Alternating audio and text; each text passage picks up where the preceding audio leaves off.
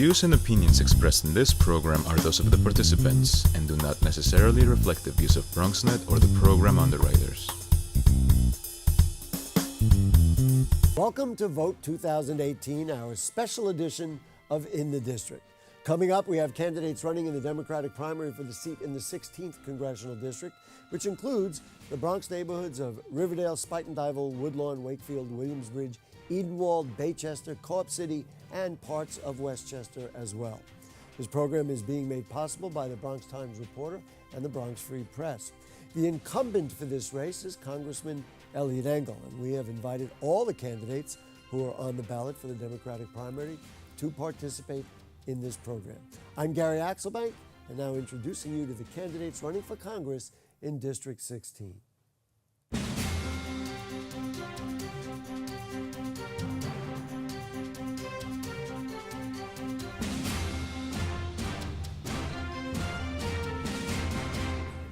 Welcome back. Joining us now is Democratic candidate for the 16th Congressional District. It is Joyce Briscoe. Nice to have you with us, Ms. Briscoe. Nice to be here.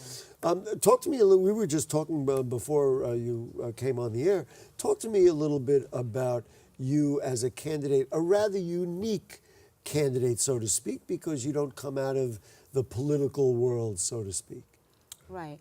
Well, I've had many concerns in my community, and I don't see any politicians that are addressing the concerns that my community have, or I have as myself, or my family have. So I don't see anyone addressing them, and I definitely don't see anyone having the passion that I would have in addressing those issues. Well, let's list them. What's at the top of your list when you say this is affecting me, affecting my family? You know, this has to be dealt with. One of those issues may be, let's say, the mental health. I think that we need more research. A lot more need to be spent on research in mental health.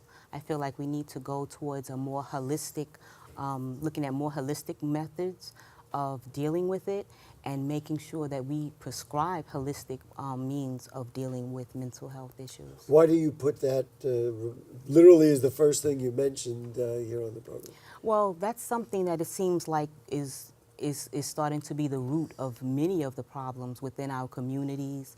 Oftentimes, different crimes are often blamed on mental health issues.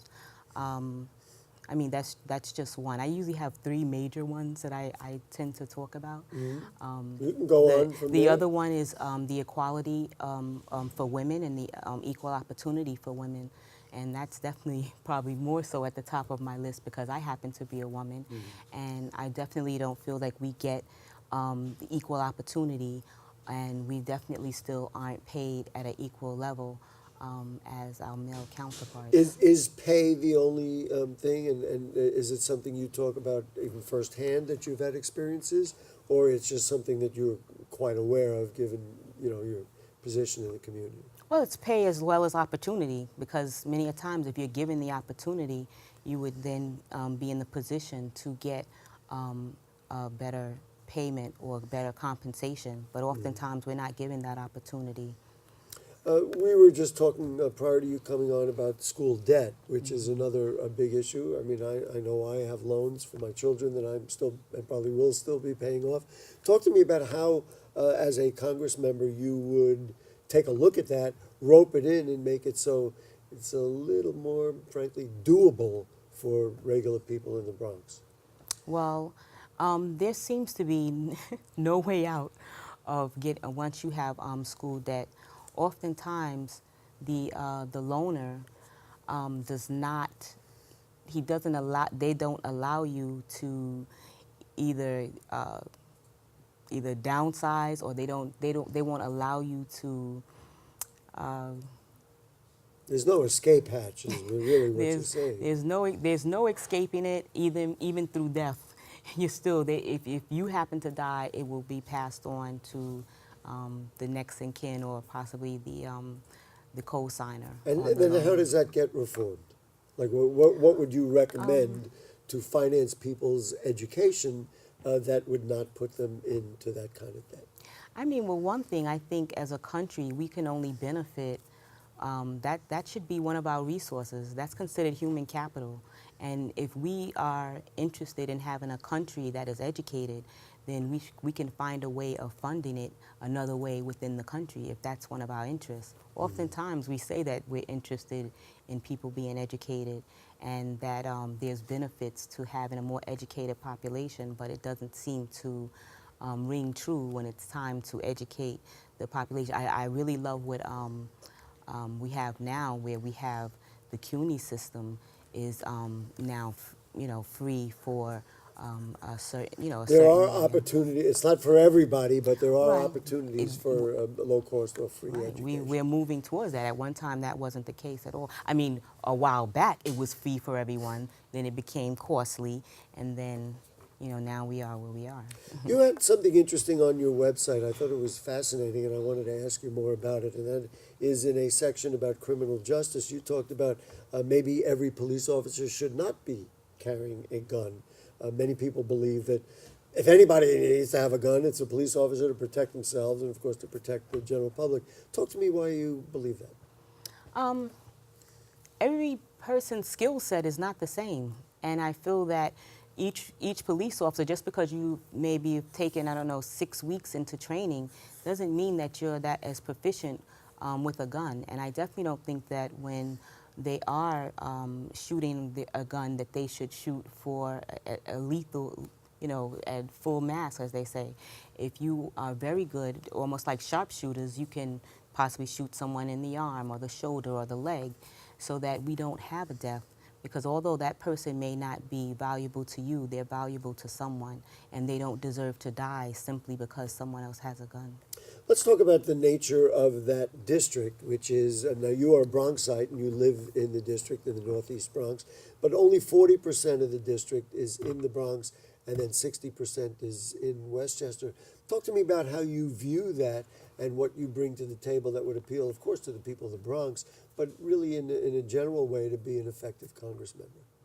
I think with the entire district needs to understand that we all need each other, and there's a symbiotic relationship, and I don't think they understand that, and we need to, each person or the whole district need to be informed and understand how we need to help each other so that everybody's quality of life is improved. Congressman Engel has been around for a very long time. I believe it's his 30th year. He's, I believe, one of the 17 most senior members of Congress. It affords him some perks, not necessarily personal ones, but committees and chairs of committees and seniority. So he has more authority to, whether it comes to budget and also certainly political power. Is that an important factor in this? And you, of course, coming in with essentially no political experience in that way, how would voters say, well, you know what, I'd rather Joyce Briscoe instead of somebody who is clearly more experienced? You know what?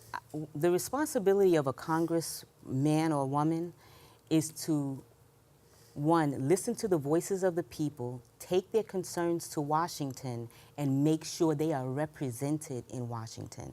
And then the things, whatever they learn in Washington, they are to bring that back into their communities and keep them informed so that their lives are, or they're empowered through that information. I don't see that happening.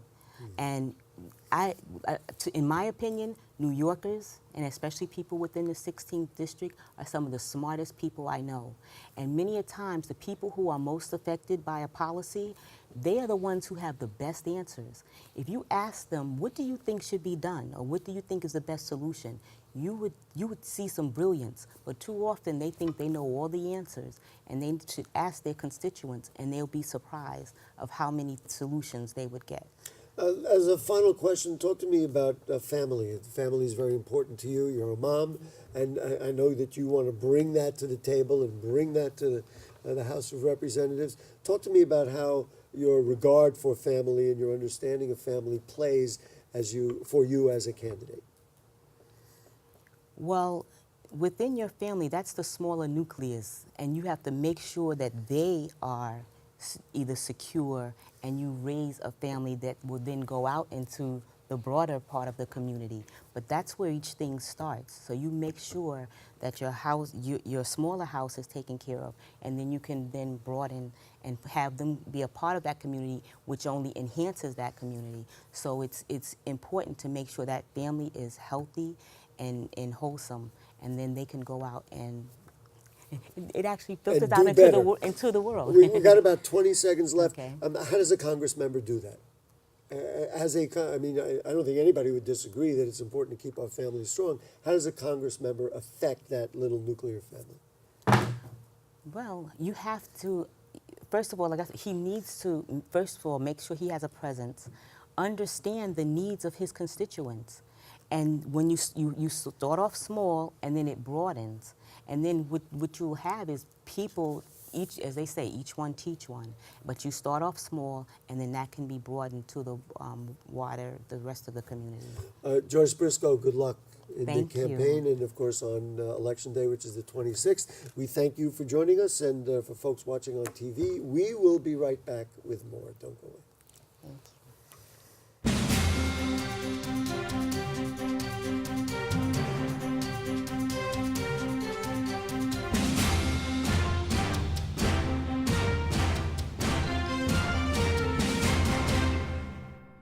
Joining us right now via Skype from Washington, D.C. is Congressman Engel. Congressman, thank you for taking the time out to be with us on In the District. My pleasure, Gary, as always. Let's just start and talk about, from your perspective, what is it that you bring to the campaign that should make voters say, yes, we'd like to have the incumbent reelected? Well, first let me say that I have been in this office, fortunate enough to be in this office for a good many years with the support of a good many people that live in my district. I'm at the point where I'm one of the most senior members of Congress. When you're a senior member, you could bring home dollars and all kinds of other things to your district.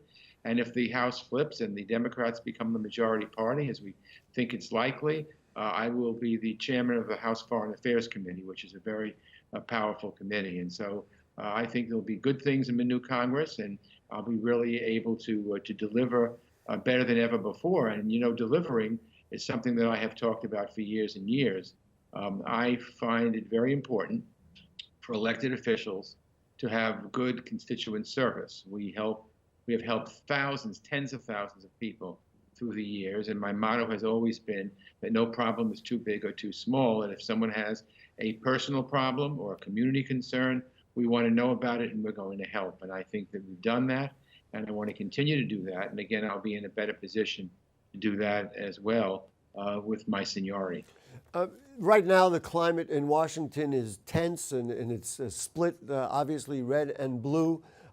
It's become very difficult for Democrats to have their say because of the majority of the Congress going to the Republicans, as well as, of course, the White House. Many people blame traditional Democrats and say, you know what, you didn't get it done in 2016, and as a result, you've left us with this, and maybe it's time for some of the more experienced Democrats to go, bring in new people who can infuse the party with new energy. What's your response to that? Well, we do need new people, and we want new people, and we want young people, and we want energy. But this is not a purge or a coup. We've always been a party of mix. That's why we've been successful. You know, the thing when I was little, I heard that the Republican Party was always the party of the rich people, and the Democratic Party was always the party of the working people. And that was years ago, and maybe a little bit has changed, but not a lot has changed. I think the Democrats do care about people, and therefore, I think we've got our work cut out for us. I just had a hell of a fight on the House floor yelling at the Republicans because they're putting forward an immigration bill that was an absolute disgrace. They just passed a farm bill that cuts back on food stamps, an absolute disgrace. And of course, this whole ridiculous thing with separating children from parents at the border is an absolute disgrace. It makes me ashamed. So there are a lot of us in Congress, and new people will come in. We think we'll have a good mix, and we think that we'll have the pulse of the American people, and we think that we'll get elected. But we've got to be relevant. We've got to talk about pocketbook issues, bread and butter issues. And I think that's what we learned, all of us, from 2016. You've got to really talk about issues that are important to people. And all these issues that we've raised in the past are raised again. Why there's so much college debt for young students. That's a terrible thing. Why it's harder and harder for people to get into the middle class and for people in the middle class to rise harder. These are a lot of things, but we believe that the ideas are in our party, and we think that our party will have the right mix of people. And I think 2016 taught us a lesson. Remember that Hillary Clinton did get 3 million more votes than Donald Trump, but still in all, we have got to let people know and feel that we have a good vision of the future. And I've been a good contributor to that, and I want to continue that. And by the way, Gary, I want to just mention that the Center for Effective Lawmaking just rated me the #1 most effective Democrat in the entire country, in the entire House of Representatives. I didn't speak with them. They went based on record and effectiveness in the Congress, and they picked me #1. So I'm happy that they know it. I hope my constituents know it, and I intend to keep fighting for them. Your opponents talked about their familiarity with the district. One of them talked about being a family member in the Bronx and said, I have really the pulse of the Bronx, and that the congressman is a little bit out of touch, partially because he's been in Washington so long, he doesn't have a real feel for the district. Do you have a sense of that? And of course, you were in the Bronx largely before the district was reformed, and now you've kind of had to deal with Westchester more than in the past. But what's your thought about being responsive to the district? I'm always responsive. A few years back, you may remember, I was redistricted part of my district into Rockland County. And when I came there, people said, who's Elliot Engel? By the time I left there, they all knew who I was, and they were very sad to see me go when the district lines changed again. So I've lived in this district since I've been 12 years old. And before that, I lived in an adjoining district. So I've always been in the Bronx and Westchester and know the district well. When I walk up and down the streets, people recognize me. People know who I am. I have district offices in both the Bronx and Westchester, again, helping people with personal problems or community concerns. So, when you want to run for office, what do? You say, well, the incumbent is no good, and the incumbent hasn't done this, and the incumbent hasn't done that, but you've got to make a rationale for your candidacy. I rest on my record. I've worked hard for the people in this district. I love the district. I love the people. I love my job. I love what I do. I believe that I'm effective. I believe that we've helped lots of people. And I stand on my record. That's the bottom line. I can say whatever I want to say, but it's the record that counts. And I think when you look at the record, you go into my office on Johnson Avenue, at any given time, you'll see it loaded with constituents who are walk-ins from the street. They come up. Same thing with my district office in Mount Vernon, same thing in Co-op City. I have done that. So I'm well known, and I think the people have concluded. I've had some tough races. I've won them all. But I always say that I ask the people, it's a 2-year term, to give me a contract for 2 years. When the 2 years is up, I ask them to renew my contract. And that's where I am now. I'm asking the people to renew my contract for 2 years based on my record and what I've done. Talk to me about what you see as the best part or parts of your legislative record. When you look back, do you say, hey, we got this done and I was behind what? What are you most proud of legislatively? Well, one of the things I was really proud of is, because I'm on the Health Subcommittee of the Energy and Commerce Committee, was the Affordable Care Act, or Obamacare, emanated from our committee. Now, I know that it's been torn into shreds, and the Republicans have tried every which way to try to sabotage it. But I really believe that that's something. Health care should be a right in this country, not a privilege. I am actually for Medicare for all. I'm for a single payer plan, but we didn't have the votes for that. So we passed Obamacare. I'm very proud of it. Now, again, when we take control, and we're going to still have Donald Trump as president, we're going to have to fight him on health care. But that is certainly one of the things I'm very, very proud of. I'm also proud of, obviously, the role I've played in terms of international affairs. And, we have many, many people in my district from all over the country coming to the United States, many living in the district. I just met in Washington this afternoon with a group of Caribbean Americans. There is a number of Caribbean Americans in my district, and I've worked uniquely with them and with other hyphenated Americans because we're all in America. And unlike the president, I don't think we should divide people. I think we should welcome people. I don't think we should be afraid of immigration. I think we should embrace it. My grandparents were immigrants to this country more than 100 years ago. So immigrants have built this country. So I think when you look at my record, you see a progressive record, someone who's always fought for gun control, for a woman's right to choose. You go right down the line. I got an F rating from the National Rifle Association, and I got an A rating from the NAACP. So I'm very, very proud of that. I'm proud of the fact that we have different places and an important role in the world. And I've been an important part of that in my role as ranking member of the Foreign Affairs Committee, and hopefully on my role as chair starting next year. Mm-hmm. Congressman, we're essentially out of time. I know it's a very busy time in Washington. We do thank you for your time in the district. We wish you good luck in the rest of the campaign and good luck certainly on Election Day and in Washington, because there is still a lot of work to be done. Thank you very much for joining us, and we'll be right back with more.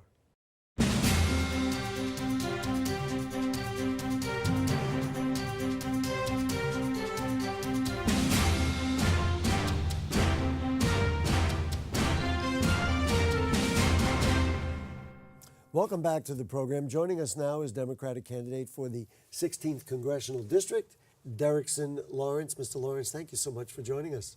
Thank you, Gary, for inviting me. Let's talk about experience. Now, Congressman Engel has obviously been in office for 3 decades, one of the most experienced senior members in Congress. You don't have that kind of experience, but I know you feel strongly about your own experience. Talk about how that plays and would play if you were elected to Congress. Certainly. I have experience certainly within the business community and working there for the last 30 years. Starting initially as an engineer with Hughes Aircraft, building missile systems, but also transitioning to Wall Street and working with MBA, and specifically the big 6 firms, the Gartner Group, KPMG, management consulting with the Fortune 500 entities. Mm-hmm. And so that type of experience does translate into working in government. I've also, while working as a full-time banker right now as a CEO, I have been working within the community as an activist, and I've been doing so for a significant amount of time, solving problems within the district. And so I think that experience translates well, because many of the programs that I've started are showing results and lifting lives and improving lives in the district. Mm-hmm. Why don't you talk about one of the, either a problem that you have solved or a program that you're proud of that does do good work in the district? Certainly. Again, it's something that I'm very proud of. It's one is education. It's an issue that I believe we all sort of, we are all concerned about, and we are trying to find ways to deal with it. It's students with learning disabilities. One of the things I was able to do 3 years ago was reach out to an entity named Apple Computer. And I think we've all heard of it. You've heard it, yes. And the reason I chose Apple was, at the time, not because they had the biggest name, but I thought it would make an impact on our superintendent in a way that they would say, okay, here's an organization that can have an impact on the educational institution. So essentially, he was able to bring them into our school district, formulate a plan, and deliver it in a way where we had professional development for the students, well, for the teachers, and bringing it to students that were really underperforming on the several levels, if you will. For a variety of reasons. If you say it was students with disabilities, there could be any number of reasons. Correct, correct. So those are the highest cost students to educate. Obviously, when you look at the numbers, that sometimes skews the numbers for the district. But we felt if we could move the needle there, that would be significant. And so what we ended up doing was trying to change the process of learning by leveraging technology in a way that it went from a teacher-focused initiative to a student-focused initiative. And so we were able to reach students where they are by leveraging the technology to adjust to each student. Do you think that could be applied in a more general way throughout the district? I mean, we were talking earlier, you have worked and lived and worked in Mount Vernon. People of the Bronx would be interested to know that this kind of thing could be applicable here as well. Certainly, and that's the reason we did that. The idea was to actually develop a proof of concept. Choose students that are significantly challenged in every way and demonstrate with some technology that's tailored to their needs can actually improve metrics. And they're basic metrics, whether it's issues of attendance, having kids engage them, whether it's issues of time on task. So there are a number of general metrics we can use, but really seeing students perform in a way where they become independent learners, I think was something to walk away with and holding our heads high. The debate in Washington and across the country over health care is not insignificant.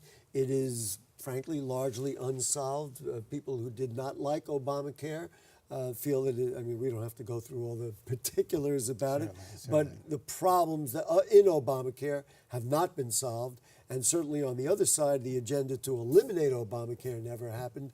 Where are we at with health care? And if you were a Congress member, what would you do to try and move the needle forward that would be useful? Certainly. Well, the ACA right now is on life support. There's no question that the Republicans have had a significant impact in terms of taking away its foundation. And it continues to limp along.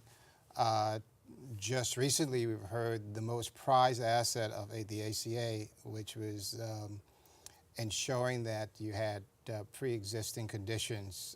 That, in fact, the last bastion of it is being attacked today, and our Justice Department is not defending it. So when you have a sitting department not defending something that's law, then we have an issue in our country today. How do we correct it, and what would you do to influence that? Well, we need alternatives. So New York State has one set of alternatives, which is the New York State Health Act. My version of that was something somewhat unique. It's focusing on prescription drug prices initially. I think if you're going to do the Health Act, you have to find an implementation plan.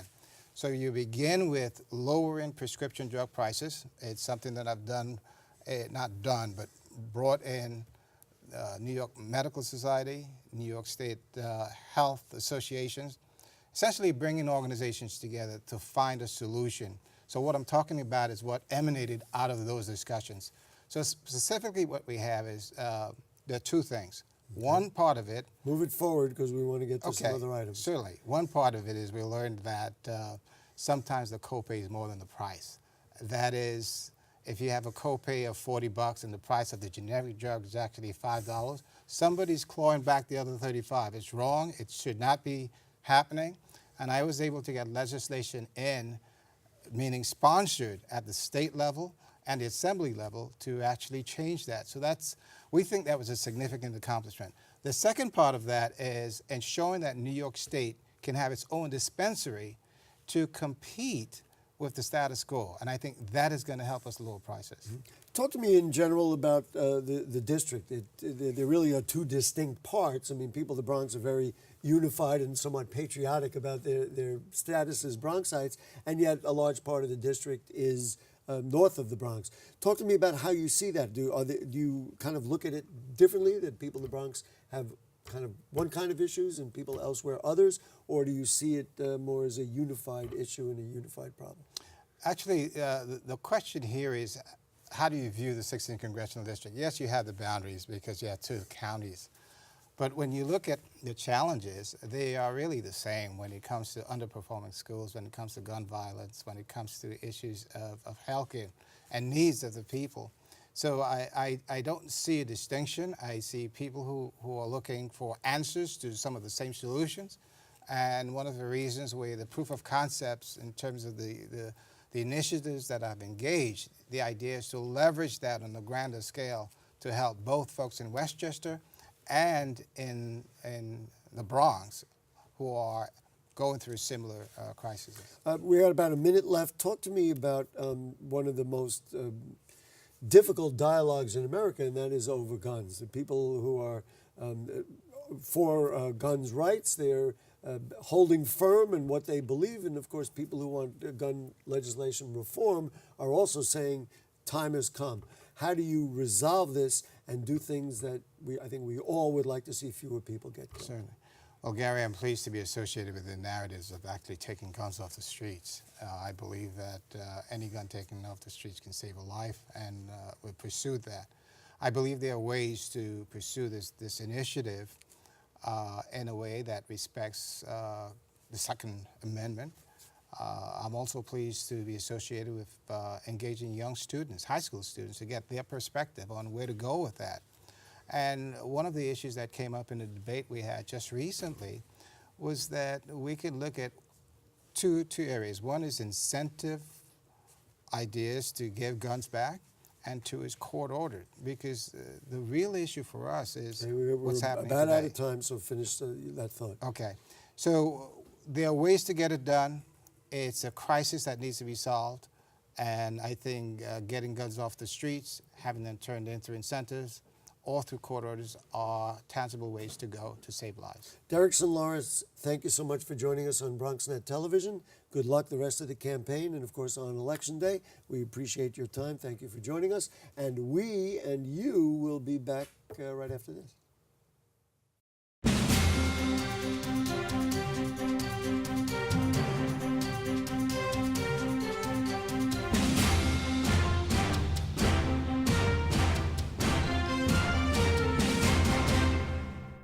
Welcome back. Joining us right now is the Democratic candidate for the 16th Congressional District. It is Jonathan Lewis. Thanks for coming to BronxNet, and thanks for being a candidate in the borough of the Bronx and Westchester. Talk to me, Mr. Lewis, about why you would consider running for Congress, especially when there is an incumbent who's pretty well known and has been here obviously for many years. Absolutely right. It's a great question because many people say we're at a time in our country where Democrats should be trying to flip red seats to blue. I believe we also have to flip blue seats to true blue. At this time in our country's history, we're in a crisis. Many Democrats, like myself, are very upset that we have Donald Trump as President of the United States.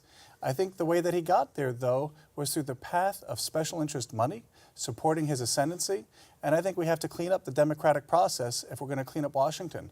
For me, that means working to help reform the Democratic Party.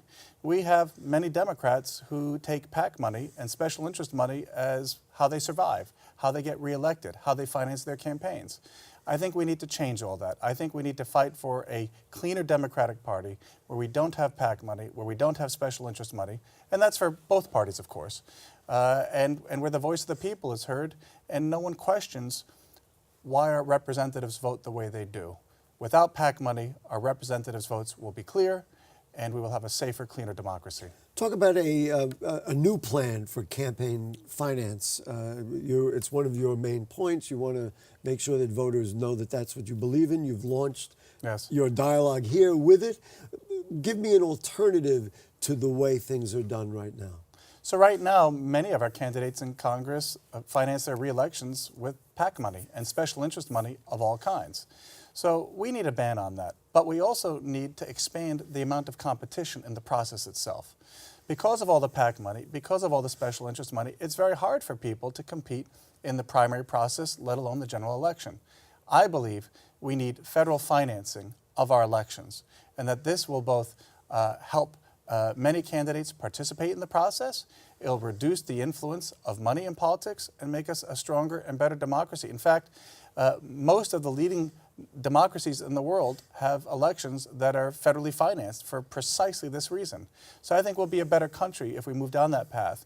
And as a member of Congress, I would seek to join the anti-PAC caucus, which, by the way, is those members of Congress who say they don't take PAC money. It's a small number of people. It's not even a dozen. And so I would be fighting in Congress for those reforms. Obviously, we need to fight to overturn Citizens United as well. Let's talk a little. You mentioned Donald Trump, and obviously it has been an anathema for Democrats across the country, both in office and out of office. Talk about experience. Wouldn't someone with a lot of experience in Congress do better at fighting the evils that you both agree on, rather than somebody who's a newcomer, somebody who has seniority, somebody who knows, for want of a better term, where all the bodies are buried? Talk to me about the importance of experience in this race. The old school solutions got us Donald Trump. Conducting business the way we always have as the Democratic Party got us Donald Trump. We need new Democrats with a new vision, with fresh ideas, if we're going to beat Donald Trump. It's that simple. We right now in our nation have a permanent political ruling class. That's not what the founders envisioned. And in the Democratic Party, we have a permanent political ruling class, people who get reelected over and over and over and over. And look where we are. How has that worked out for us? Experience is good, but you have to look at the results. And the results are, we've got Donald Trump as President of the United States, and as Democrats, we have to look within ourselves to understand what about ourselves and our party played a role in his ascendancy. So we need new ideas, and I think we need fresh approaches, and I believe my background and experience both as an entrepreneur and as a historian who's written 2 books for Yale Press gives me the perspective and the background to know how to get things done. Many people in the Bronx in particular are concerned about the state of small businesses. Our small businesses, they feel like they're overtaxed, they're overburdened. It becomes very difficult for them to survive. You have come up with a plan, I think, that you're very proud of. Talk a little bit about small businesses and how this plan might benefit, in particular, small businesses in the Bronx. Thank you, because this small business plan is one way that we as a Democratic Party become stronger and better and reclaim our heritage. The Democratic Party used to be the party of small business. The Republican Party is, and still is, the party of big business. But you know what? We've had a concentration of power in this nation, in the largest companies, that's hurt small business, that's hurt entrepreneurs, that's made it harder and harder for people to start their own companies. That's not good. It's not healthy for the economy. It's not healthy for the Democratic Party. My Startup Nation business plan empowers the Small Business Administration to work closely and use technology to help entrepreneurs in our neighborhood open their own businesses, get capital more quickly, get the support they need, and even creates incubators in our neighborhoods where we have a great need to start small businesses. This is really important because not only does it support small business and entrepreneurs, this plan also includes benefits for veterans. It also includes benefits for students. We have a student loan debt crisis. One reason why small companies aren't growing the way they used to, aren't being formed the way they used to, is many people who are graduating from college are drowning in debt.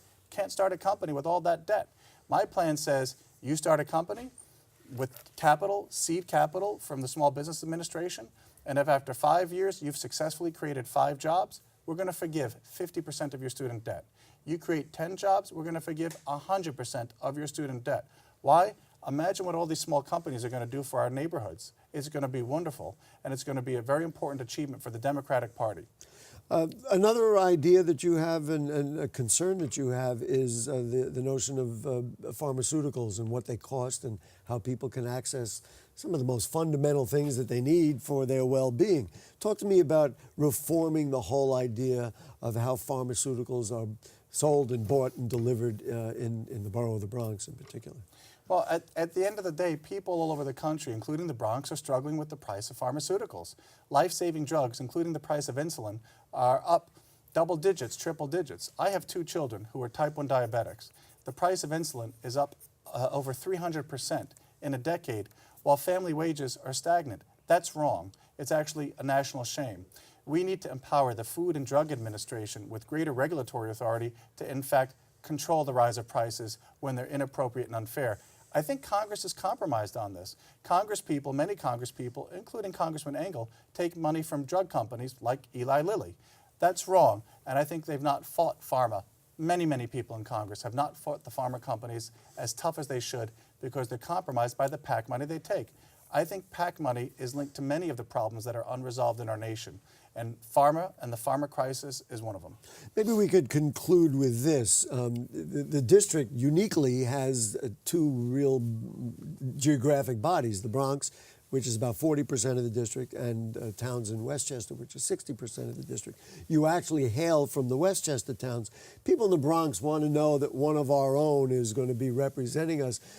Talk to me about how you see the district and what you can lend that would relate to the people of the Bronx, who often are, very close and kind of patriotic about who they and we are. Absolutely right. Well, first of all, I'd like to note that I've traveled all over the Bronx. I've been in Co-op City many, many times. I've walked the streets in Wakefield. I've been to the subway stops. I've stayed on the Metro North stations. I can see how our infrastructure is not being properly maintained. My opponent, Elliot Engel, he has a focus on foreign affairs. My focus will be on investing in our infrastructure. I want to make sure that, such as at the 242nd Street subway stop, where there are a lot of elderly and people with physical challenges having a tough time climbing those stairs, that we have an elevator. It's long overdue. It's decades overdue. Across this borough, and in the northern part of the Bronx in particular, we have people who are struggling with paying for their internet bills. Right now, we have a growing divide, a digital divide, that people in this district have told me about in various parts of this district, where they can't afford internet access. Well, Pew Research shows that if a child has less access to the internet, they fall behind their peers. We've got to close that digital divide. It's tough to do when you have people in Congress taking money from Verizon and Comcast, as my opponent Elliot Engel does.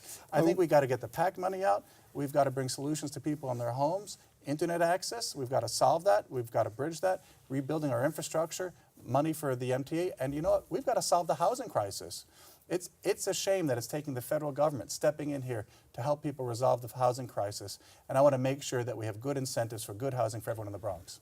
Jonathan Lewis, thank you so much for joining us and for your impassioned presentation today. We wish you good luck during the rest of the campaign and on Election Day, of course. And we appreciate your time on In the District. I appreciate you having me here. Thank you for joining us. We'll be right back with more. Don't go away.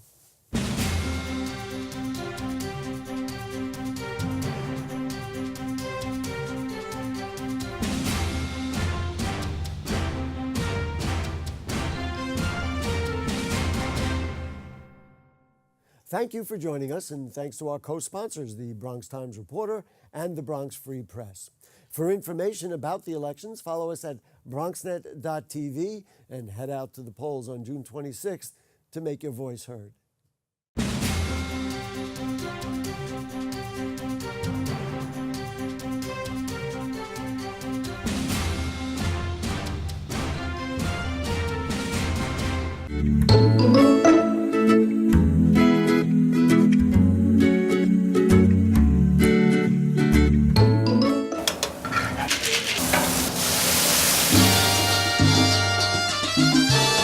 I think what makes Havana Cafe special or different is just our overall environment.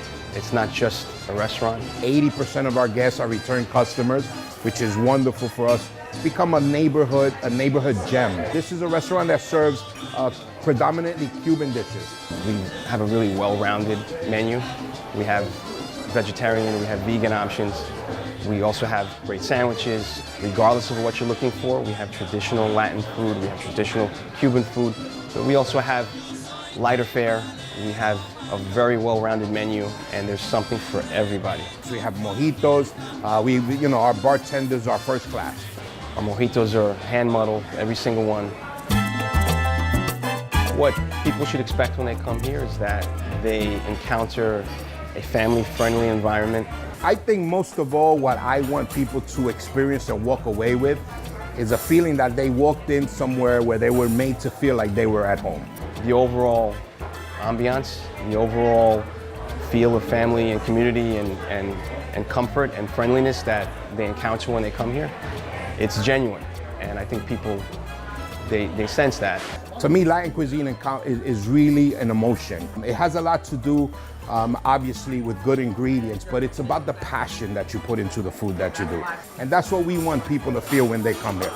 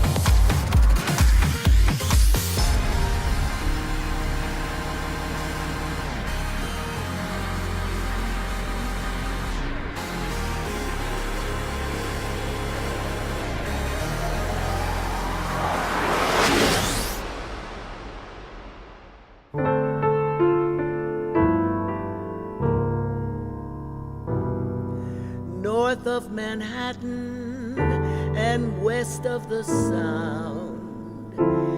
That's where you'll find me hanging around.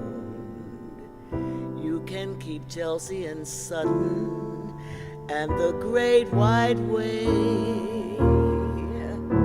The Bronx is where I wanna stay.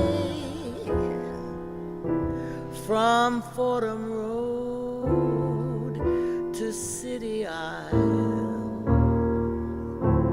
the folks all greet you with a smile. Strolling up the concourse on a summer's day, we'll tell you why I'll never stray.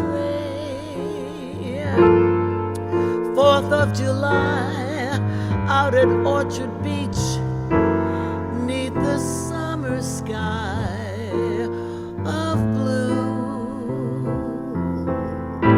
Sunday afternoon going through the zoo. And don't forget, we've got the Yankees too. So now you know why I'll never roam far from the place that I call home. You'll never find a better place to be. Yes, the Bronx is all right with me.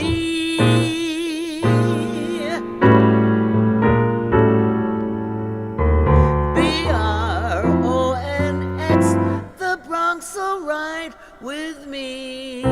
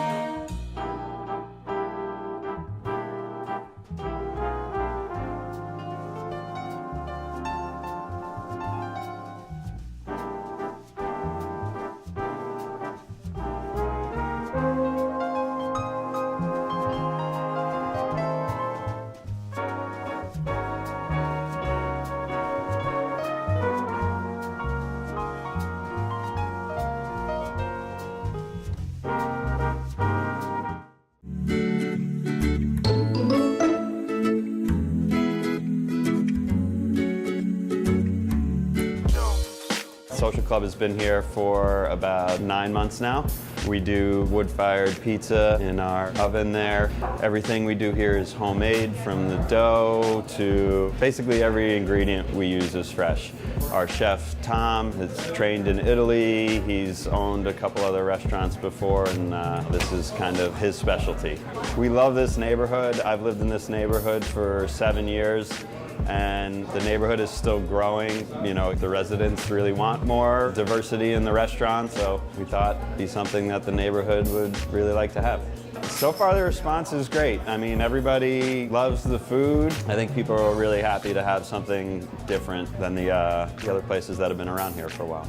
The focus is the stuff that comes out of the oven behind me. The pizza is the main thing that we do here, and then beyond that, homemade meatballs and spaghetti. It's just kind of comfort food, especially for this time of year. We have buffalo wings. They're made with cherry peppers and a vinegar brine. They're really tasty.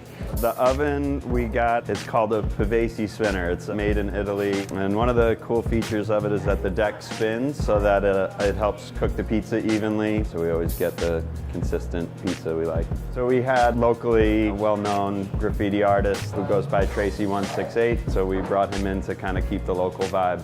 And we're here 7 days a week, open for lunch and dinner, and I hope everybody in Kingsbridge, Riverdale area and beyond, throughout the Bronx, you know, come check it out.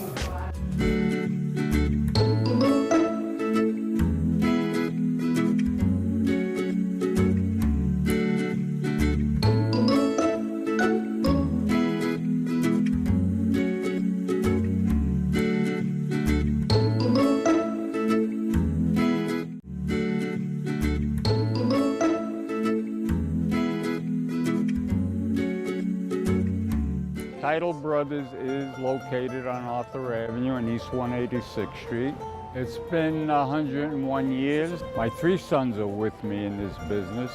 The business was started by my father and my uncle, who were immigrants from Austria, and they rented the store on the corner, which is here now. The landlord at the time told my father that, you know, if people knew that you were Jewish, they would not shop here.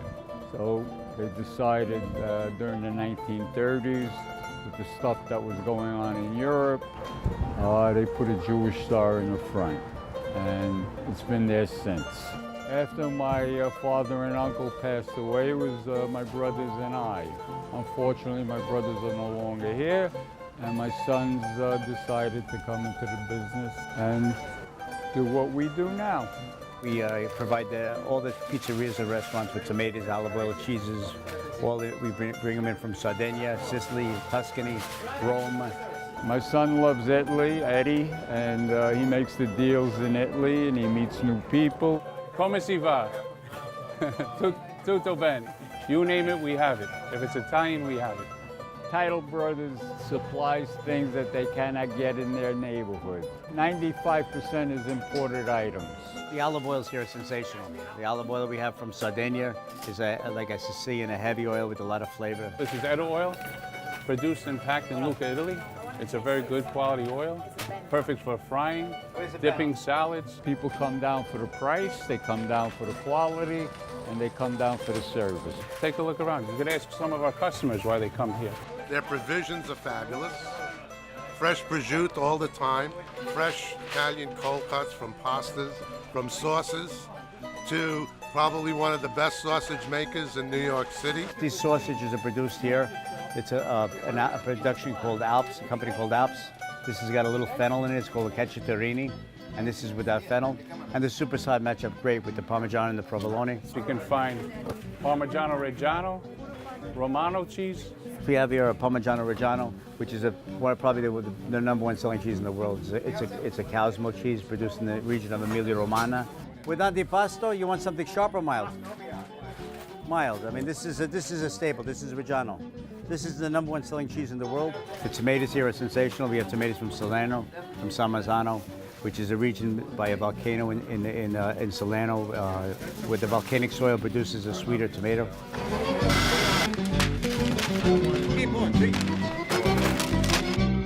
Well, it's fast-paced, high energy.